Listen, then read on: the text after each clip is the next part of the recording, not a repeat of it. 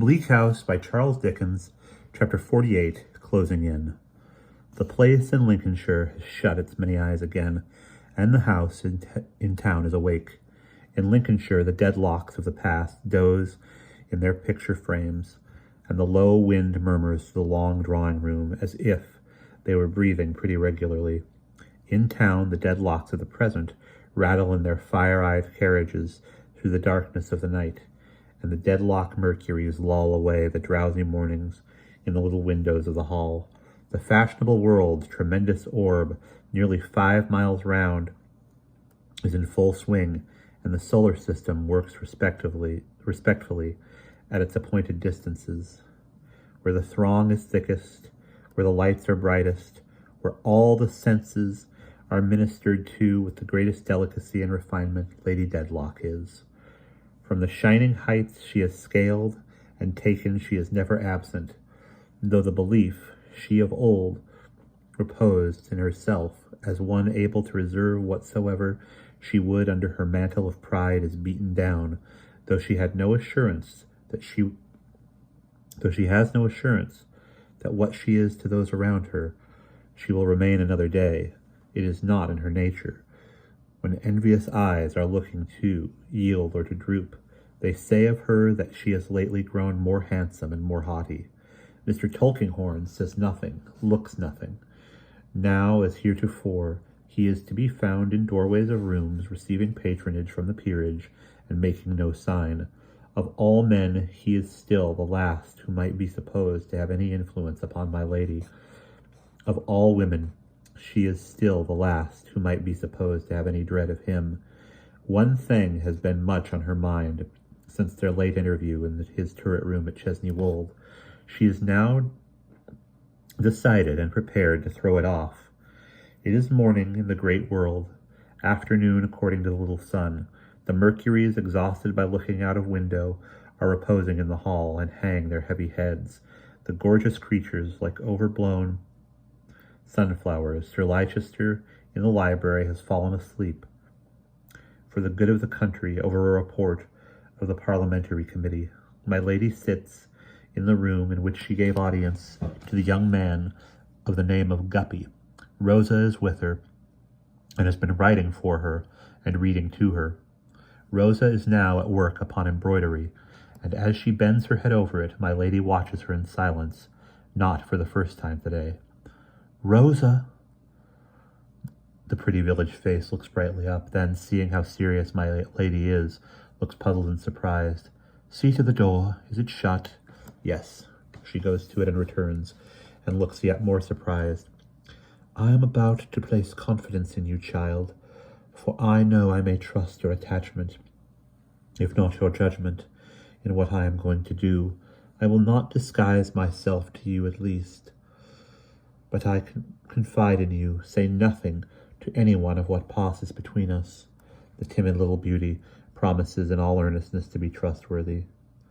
Do you know, Lady Dedlock asks her, signing to her to bring her chair nearer, do you know, Rosa, that I am different to you from what I am to anyone? Yes, my lady, much kinder. But then, I often think I know you as you really are. You often think you know me as I really am. Poor child, she says it with a kind of scorn, though not of Rosa, and sits brooding, looking dreamily at her. Do you think, Rosa, you are any relief or comfort to me? Do you suppose your being young and natural and fond of me and grateful to me makes it any pleasure to me to have you near me? I don't know, my lady. I can scarcely hope so, but with all my heart I wish it was so. It is so, little one. And if I were to say today, go, leave me, I should say what would give me great pain and disquiet, child, what would leave me very solitary. My lady, have I offended you? In nothing. Come here. Rosa bends down on the footstool at my lady's feet. My lady, with that motherly touch of the famous ironmaster knight, lays her hand upon her dark hair and gently keeps it there. I told you, Rosa, that I wished you to be happy, and that I would make you so if I could make anybody happy on this earth. I cannot. There are reasons now known to me, reasons in which you have no part, rendering it far better for you that you should not remain here. You must not remain here. I have determined that you shall not. I have written to the father of your lover, and he will be here today. Ah, all this I have done for your sake. The weeping girl covers her hand with kisses, and says, what shall she do? What shall she do? When they are separated, her mistress kisses her on the cheek, and makes no other answer. Now be happy, child, under better circumstances. Be beloved and happy. Ah, my lady, I have sometimes thought, forgive my being so free, that you are not happy. I? Will you be more so when you have sent me away? Pray, pray, think again. Let me stay a little while. I have said, my child, that what I do for your sake, not my own. It is done. What I am toward you, Rosa, is what I am now, not what I shall be a little while hence. Remember this, and keep my confidence. Do so, much for my sake, and thus all ends between us. She detaches herself from her simple-hearted companion, and leaves the room. Late in the afternoon, when she next appears upon the staircase, she is in her haughtiest and coldest state, as indifferent as if all passion, feeling, and interest had been worn out in the earliest ages of the world, and had perished from its surface with other departed monsters. Mercury has announced Mr. Rouncewell, which is the cause of her appearance. Mr. Rouncewell is not in the library, but she repairs to the library. Sir Leicester is there, and she wishes to speak to him first.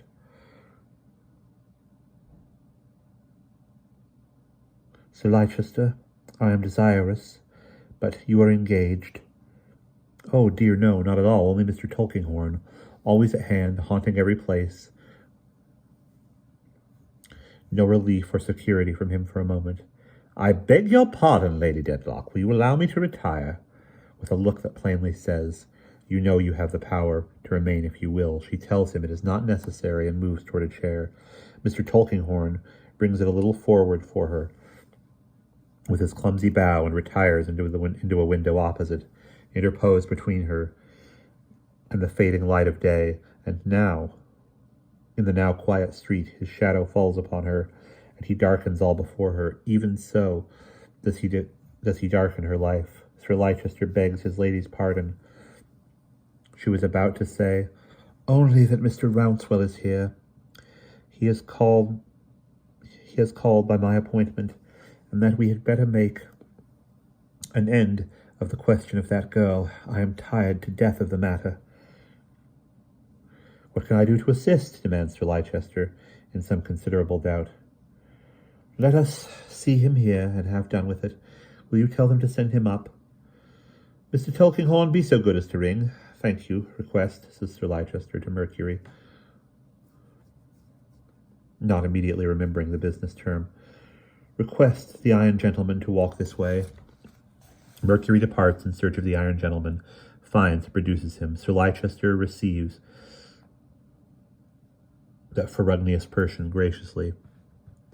I hope you are well, Mr. Rouncewell. Be seated. My solicitor, Mr. Tulkinghorn. My lady was desirous, Mr. Rouncewell, to speak with you. I am very happy, returns the Iron Gentleman, to give my best attention to anything Lady Dedlock does me the honour to say. As he turns towards her, he finds that the impression she makes upon him is less agreeable than on the former occasion.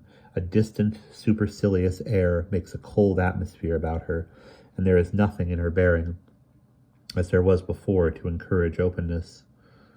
Pray, sir, says Lady Dedlock listlessly, may I be allowed to inquire whether anything has passed between you and your son, respecting your son's fancy? If my memory serves me, Lady Dedlock, I said when I had the pleasure of seeing you before that I should seriously advise my son to conquer that fancy. The Iron Master repeats her expression with a little emphasis. And did you? Of course I did. Oh, of course I did. Sir Leicester gives a nod, approving and confirmatory. Very proper. The Iron Gentleman, having said he would do it, was bound to do it. No difference in this respect between the base metals and the precious. Highly proper. And pray, has he done so? Really, Lady Dedlock, I cannot make you a definite reply. I fear not, probably not yet.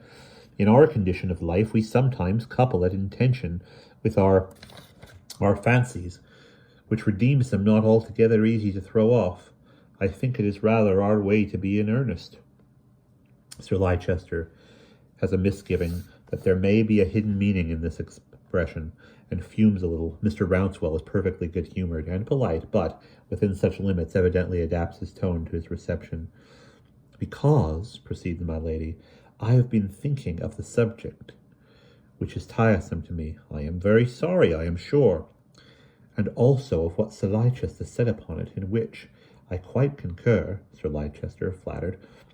And if you cannot give us the assurance that this fancy is at an end, I have come to the conclusion that the girl had better leave me. I can give no such assurance, Lady Dedlock. Then she had better go. Excuse me, my lady, Sir Leicester considerately interposes, but perhaps this may be doing an injury to the young woman, which she has not merited. Here is a young woman, says Sir Leicester, magnificently laying out the matter with his right hand, like a service of plate, whose good fortune it is to have attracted the notice and favour of an eminent lady, and to live under the protection of that eminent lady, surrounded by the various advantages which such a position confers, and which are unquestionably very great. I believe unquestionably very great, sir. For a young woman in that station of life, the question then arises, should that young woman be deprived of these many advantages, and that good fortune, simply because she has attracted the notice of Mr. Rouncewell's son? Now, has she deserved this punishment? Is this just towards her? Is this our previous understanding? I beg your pardon, interposes Mr. Rouncewell's son's father. Sir Leicester, will you allow me? I think I may shorten the subject. Pray dismiss that from your consideration. If you remember anything so unimportant, which is not to be expected, you would recollect that my first thought in the affair was directly opposed to her remaining here. Dismiss the Dedlock patronage from consideration? Oh, Sir Leicester is bound to believe a pair of ears that have been handed down to him through such a family, or he really might have mistrusted their report of the Iron Gentleman's observations. It is not necessary, observes my lady in her coldest manner, before he can do anything but breathe amazedly, to enter into those matters on either side. The girl is a very good girl. I have nothing whatsoever to say against her.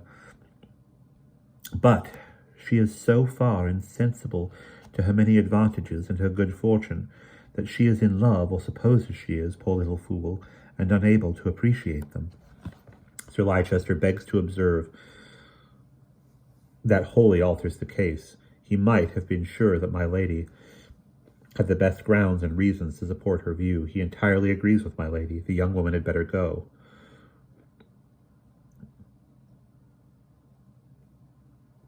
As Sir Leicester observed, Mr. Rouncewell, on the last occasion when we were fatigued by this business, Lady Dedlock languidly proceeds, we cannot make conditions with you, without conditions and under present circumstances. The girl is quite misplaced here, and had better go. I have told her so. Do I understand that you will take her with you? The Iron Gentleman makes an iron bow.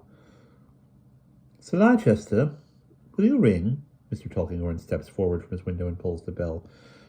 I had forgotten you. Thank you.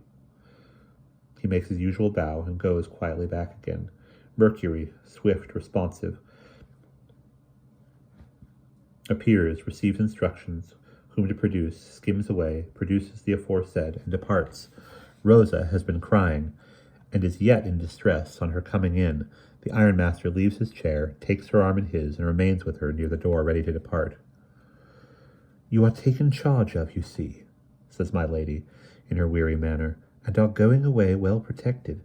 I have mentioned that you are a very good girl, and you have nothing to cry for. Rosa sobs out that she is very sorry to leave my lady, and that she was happy at Chesney Wold, and has been happy with my lady, and that she thanks my lady over and over again. Out, you silly little puss, says the ironmaster, checking her in a low voice, though not angrily. Have a spirit. If you're fond of what? My lady merely waves her off with indifference, saying, There, there, child. You are a good girl. Go away. Sir Leicester magnificently disengaged himself from the subject. Mr. Tulkinghorn, an indistinct form against the dark street now dotted with lamps, looms in my lady's view, bigger and blacker than before. Sir Leicester and Lady Dedlock, says Mr. Rouncewell after a pause of a few minutes, I beg to take my leave with an apology for having again troubled you, though not of my own act, on this tiresome subject. I can very well understand, I assure you, how tiresome so small a matter must have become to Lady Dedlock. If I am doubtful of my dealing with it, it is only because I did at first quietly exert my influence to take my young friend here away without troubling you at all. But it appeared to me that it was respectful to explain to you how the matter stood, and candid to consult your wishes and convenience. I hope you will excuse my want of acquaintance with the polite world. Sir Leicester considers himself evoked out of the sanctuary by these remarks. Mr. Rouncewell, he returns, do not mention it. Justifications are unnecessary, I hope, on either side. I'm very glad to hear it, Sir Leicester, and if I may, by way of a last word, revert to what I said before of my mother's long connection with the family, and the worth it bespeaks on both sides. I would point out this little instance here on my arm, who shows herself so affectionate and faithful in parting, and in whom my mother, I dare say, has done something to awaken such feelings, though of course Lady Dedlock, by her heartfelt interest and her genial condescension, has done much more. If you mean this ironically, it may be truer than he thinks. He points it, however, by no deviation from his straightforward manner of speech, though in saying it he turns toward that part of the dim room where my lady sits. Sir Leicester stands to return his parting salutation. Mr. Tulkinghorn again rings. Mercury takes another flight, and Mr. Rouncewell and Rosa leave the house. Then lights are brought in, discovering Mr. Tulkinghorn still standing at his window with his hands behind him, and my lady still sitting with his figure before her, closing up her view of the night as well as of the day. She is very pale. Mr. Tulkinghorn, observing it as she rises to retire, thinks, Well may she be. The power of this woman is astonishing. She has been acting a part the whole time. But he can act a part too, and as he holds the door open for this woman, 50 pairs of eyes, each 50 times sharper than Sir Leicester's pair, should find no flaw in him. Lady Dedlock dines alone in her own room today. Sir Leicester is whipped into the rescue of the Doodle party. Lady Dedlock asks, on sitting down to dinner, still deadly pale, whether he has gone out. Yes, whether Tulkinghorn has gone out. Presently she asks again, Is he gone yet? No. What is he doing? Mercury thinks he is writing letters in the library. Would my lady wish to see him? Anything but that, but he wishes to see my lady. Within a few minutes he is reported as sending his respects, and could my lady please receive him for a word or two after her dinner. My lady will receive him now. He comes now, apologizing for intruding, even by her permission, while she is at table. When they are alone, my lady waves her hand to dispense with such mockeries. What do you want, sir?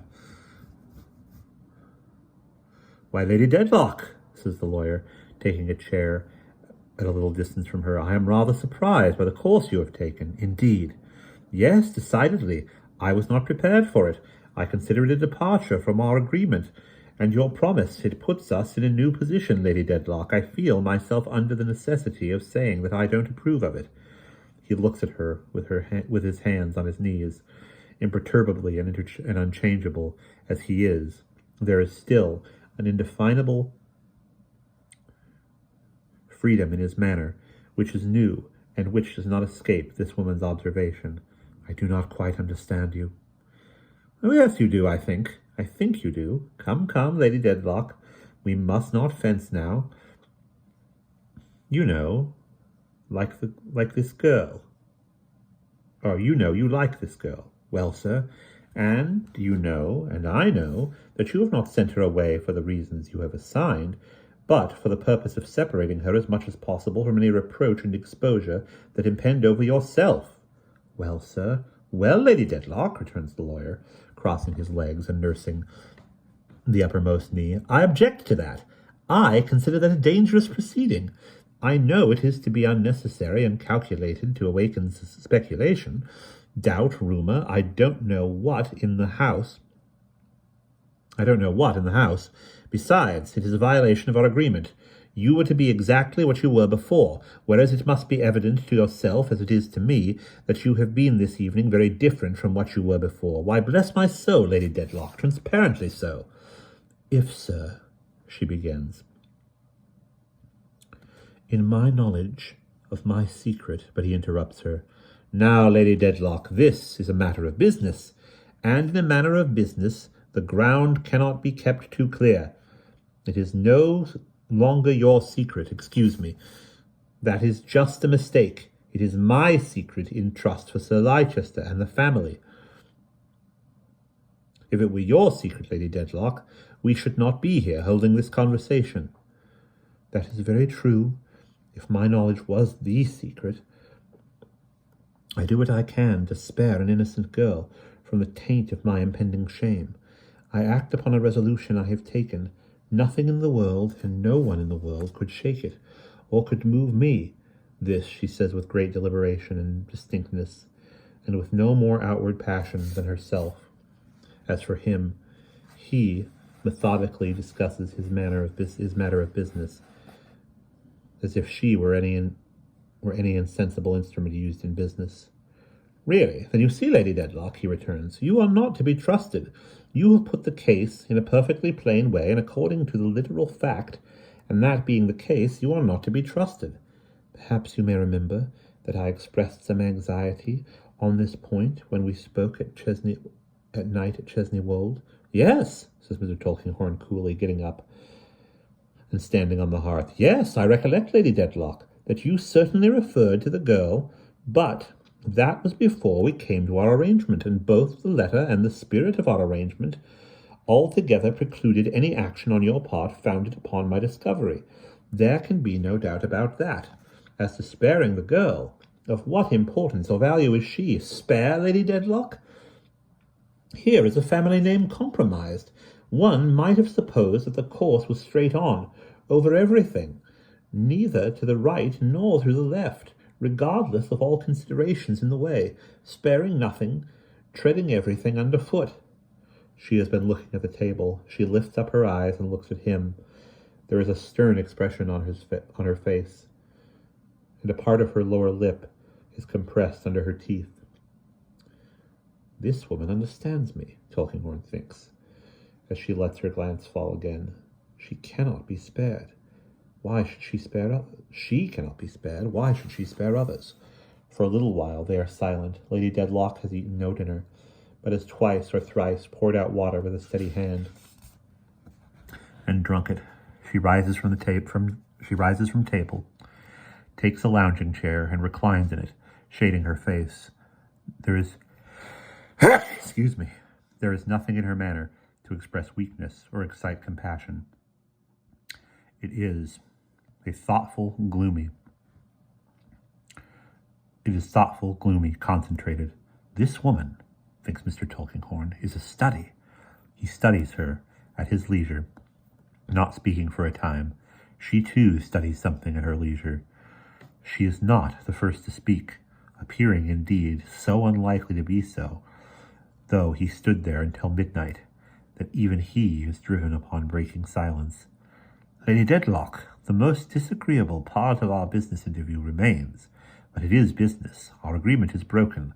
A lady of your sense and strength of character will be prepared for my now declaring it void and taking my own course. I am quite prepared. Mr. Tulkinghorn inclines his head. That is all I have to trouble you with, Lady Dedlock. She stops him as he is moving out of the room by asking, This is the notice I was to receive? I wish not to misapprehend you. Not exactly the notice you were to receive, Lady Dedlock, because the contemplated notice supposed the agreement to have been observed. But virtually the same, virtually the same. The difference is merely in a lawyer's mind. You intend to give me no other notices? You are right, no. Do you contemplate undeceiving Sir Leicester tonight? A home question, says Mr. Tulkinghorn, with a slight smile. No, not tonight. Tomorrow. All things considered, I had better decline answering that question, Lady Dedlock. If I were to say I don't know when exactly, you would not believe me, and it would answer no purpose. It may be tomorrow. I would rather say no more. You are prepared, and I hold out no expectations which circumstances might fail to justify. I wish you good evening. She removes her hand, turns his pale face toward him, She removes her hand, turns her pale face toward him as he walks silently to the door, and stops him once again as he is about to open it. Do you intend to remain in the house any time? I heard you were writing in the library. Are you going to return there? Only for my hat. I am going home. She bows, her eyes rather than her head. The movement is so slight and curious, and he withdraws. Clear of the room, he looks at his watch, but is inclined to doubt it by a minute or thereabouts. There is a splendid clock upon the staircase, famous for its accuracy. And what do you say? Mr. Tulkinghorn inquires. What a famous clock hereafter, if it said tonight, of all nights, that it had counted off this old man, of all the young and old men who have ever stood before it. Don't go home. With a sharp, clear bell, it strikes 7:75 and ticks on again. Why, you are worse than I thought you, says Mr. Tulkinghorn, muttering reproof to his watch. 2 minutes wrong? At this rate, you won't last my time. What a watch to return good for evil, if it's ticked an answer, don't go home. He passes out into the street and walks on with his hands behind him, under the shadow of the lofty houses, many of whose mysteries, difficulties, mortgages, delicate affairs of all kinds, are treasured up within his old black satin waistcoat. He is, in the confidence of the very bricks and mortar, the high chimney stacks, telegraph family secrets due him.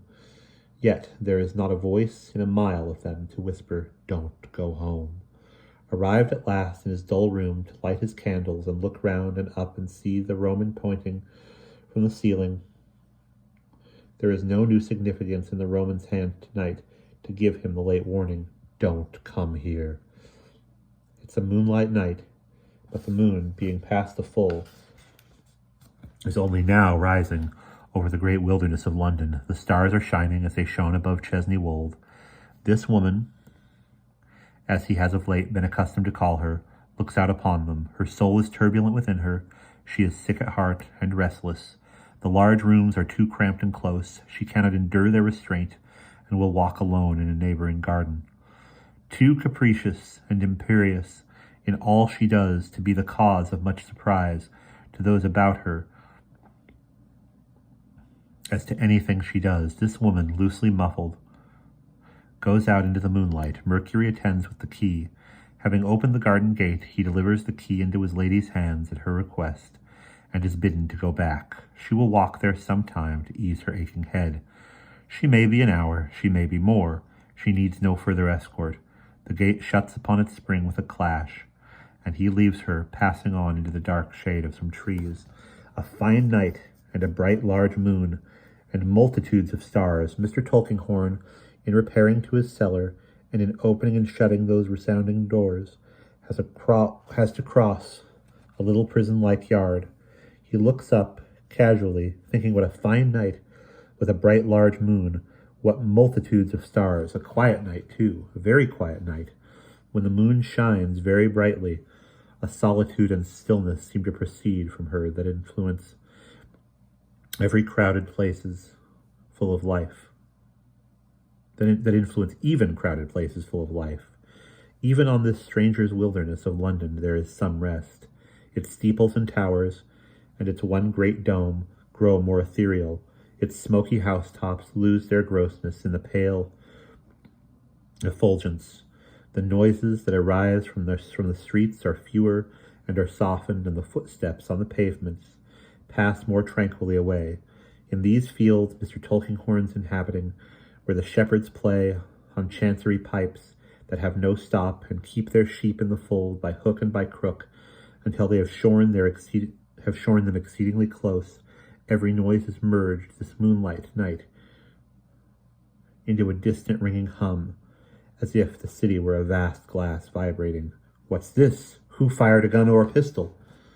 Where was it? The few footsteps start, stop, and stare about them. Some windows and doors are opened, and people come out to look.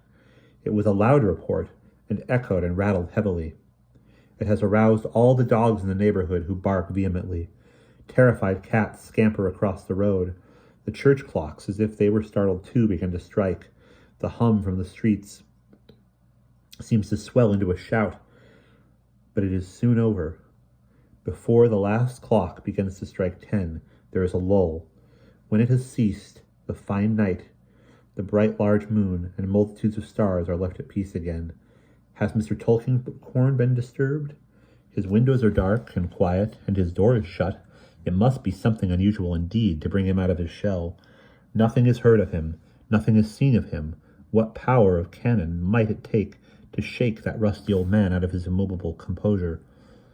For many years the persistent Roman has been pointing, with no particular meaning, from the ceiling, and it is not likely that he has any new meaning in him tonight. Moonlight, darkness, dawn, sunrise, day, there is still eagerly pointing, and no one minds him. There he is still eagerly pointing, and no one minds him. But a little after the coming of the day, people come to clean the rooms, and either the Roman has some new meaning in him, not expressed before, or the foremost of them goes wild, for looking up at his outstretched hand, and looking down at what is below it, the person shrieks and flees. The others, looking in as the first one looked, shriek and fly too, and there is an alarm in the street. What does it mean? No light is admitted into the darkened chamber, and people unaccustomed to it enter, and, treading softly but heavily, carry a weight into the bedroom and lay it down. There is, whispering and wondering, all day, strict search of every corner, careful tracing of steps, and careful noting of disposition of every article of furniture. All eyes look up at the Roman, and all voices murmur, if he could only tell what he saw.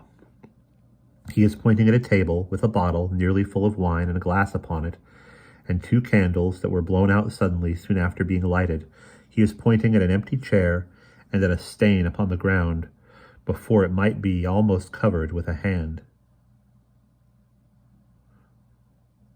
For Mr. Tulkinghorn's time is over for evermore, and the Roman pointed at the murderous hand uplifting against his life, and pointed helplessly at him from night to morning, lying face downward on the floor, shot through the heart.